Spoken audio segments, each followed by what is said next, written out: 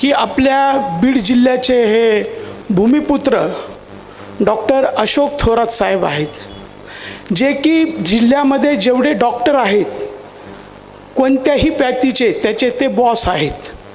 आणि दुसरी वेळेस म्हणजे याच्यापूर्वी ते CS म्हणून बीडला आले होते, त्याच्यानंतर आत्ता एक 7-8 महिन्यापूर्वी परत इथं त्यांचं आगमन झालेलं आहे. मला तुम्हाला एक सांगायला थोडं दुःख बी होतं आहे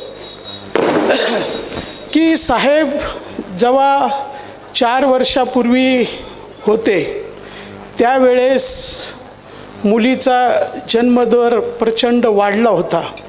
महाराष्ट्रामध्ये सगळ्यात कमी जन्मदर शिरूर तालुक्याचा होता. 1000 मुलामागं 761 मुली होत्या.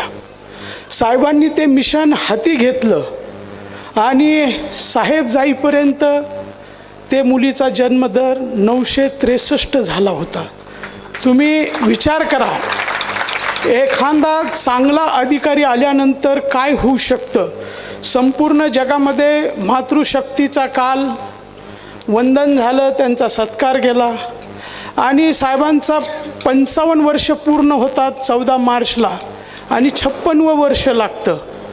3 वर्ष बाकी आहेत त्यांचे अजून. साहेब परत एकदा मुलीचा जन्मदर 963 वरून 891 बरोबर 823-24 हे जे इंग्रजी जे शासनाचं वर्ष असतं 23-24 म्हणजे 31 मार्च 1 एप्रिल ते 2024 मार्च म्हणजे एका वर्षामध्ये मुलींचा जन्मदर परत एकदा घटलेला आहे. माझी एक विनंती आहे साहेब, ही चळवळ तुम्ही आता हातात घेतलेली आहे, खूप मोठी चळवळ निर्माण तुम्ही करणार यातील मात्र शंका नाही. मी संयोजकाच्या वतीनं विनंती करतो की आपण आपले मनोगत व्यक्त करावे. धन्यवाद. ज्यांचं आपण या ठिकाणी श्रीदेवी भागवत कथा गेली 5-7 दिवसापासून ऐकत आहात अशा डॉक्टर शिल्पा दीदीजी, त्यांना मी सर्वप्रथम नतमस्तक होतो. आणि गौतमजींनी सांगितल्याप्रमाणे ते पण खूप चांगलं काम करतात, म्हणजे सामाजिक तुम्हाला सगळ्यांनाच माहीत आहे. आणि मी या जिल्ह्याचाच रहिवासी असल्यामुळं थोडंसं आपल्या जिल्ह्यात काम करत असताना वेगळं चांगलं काहीतरी करावं. आपल्या जिल्ह्यात जे मोठे इश्यू आहेत, जे प्रॉब्लेम आहेत, ज्या संकट आहेत, हे संकटच आहे आपल्या जिल्ह्यासाठी, तर ते संकट कसं दूर करता येईल याच्यासाठी आपण काम करत असतो. 2017 ते 2020 पण मी जिल्हा शल्य चिकित्सक म्हणून या ठिकाणी कार्यरत होतो. कोविडच्या पहिल्या लाटेत मी या ठिकाणीच होतो. आणि त्याच्या अगोदर आम्ही जसं सांगितलं गौतमजींनी, म्हणजे 961पर्यंत आपण मुलींचा जन्मदर नेला होता, तर त्यांनी पण त्यावेळेस काय केलं होतं की आम्हाला दरवर्षी आपल्या जिल्ह्याचा जेवढा मुलींचा जन्मदर आहे तेवढ्या मुलींचं नामकरणाचा कार्यक्रम ते घेत होते. नाव मात्र माझं करत होते, म्हणजे खर्च ते करायचे, नाव माझं व्हायचं, अशा प्रकारचं काम त्यांनी पण चांगलं केलेलं आहे. पण हे परत दुसरी टर्म आपल्या जिल्ह्यामध्ये दुसऱ्यांदा सिव्हिल सर्जनसारख्या पदावर पोस्टिंग झाल्यानंतर मी एक विचार केला दीदीजी की एक कमी झालेला जन्मदर वाढवण्यासाठी हे काहीतरी आपण नवीन पायंडा पाडूयात.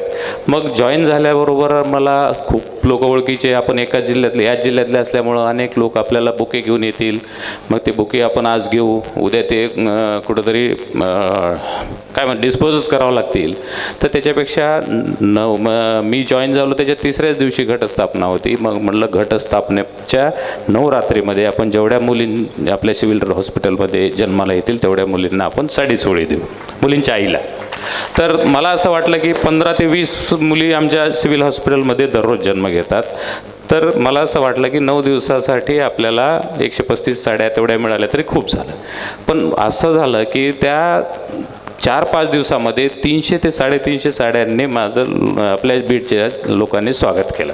मग आम्ही विचार केला की हेच आपण घटस्थापनेपासून भाऊबीजेपर्यंत म्हणजे 30 दिवसाचा कार्यक्रम करू.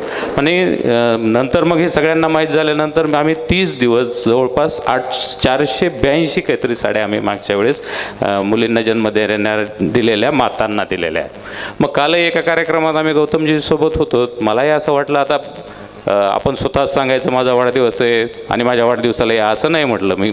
लोकांना माहीत असतं, सगळ्यांना माहीत असतं, सोशल मीडियावर लगेच कळतं कधी कोणाचा वाढदिवस आहे आणि लोक आपसुकपणे स्वतःहून भेटायला येतात, मग ते मोठे मोठे बुके घेऊन येतात.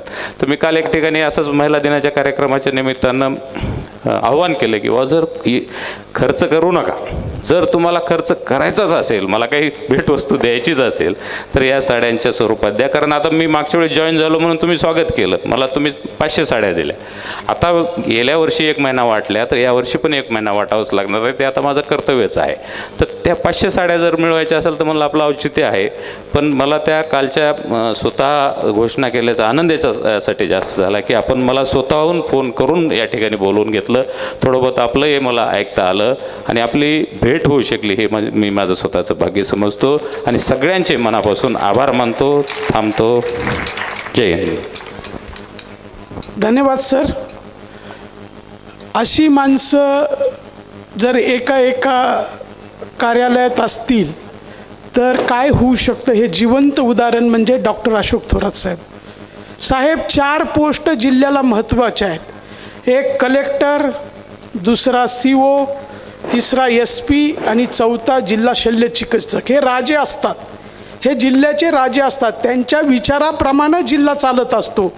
आज तुम्ही इथं आलात, आमच्या साध्वी डॉक्टर शिल्पा दिदी यांच्या ट्रस्टच्या वतीनं तुम्ही आज साड्या स्वीकारल्यात. साहेब त्यावेळेस तर आम्ही कमी पडणारच नाहीत, परंतु दिलेल्या साड्या तुमच्या 14 मार्चच्या दिवशी तुम्ही त्या वाटून टाका. आम्ही कुठेही तुम्हाला कमी पडणार नाही असं आश्वासित करतो आणि परत एकदा तुमचं तुळजाभवानी ट्रस्टच्या वतीनं मी मनापासून तुमचं स्वागत करतो. इतका किमती वेळ तुम्ही दिला त्याबद्दल तुमचे आभारी आहे. धन्यवाद.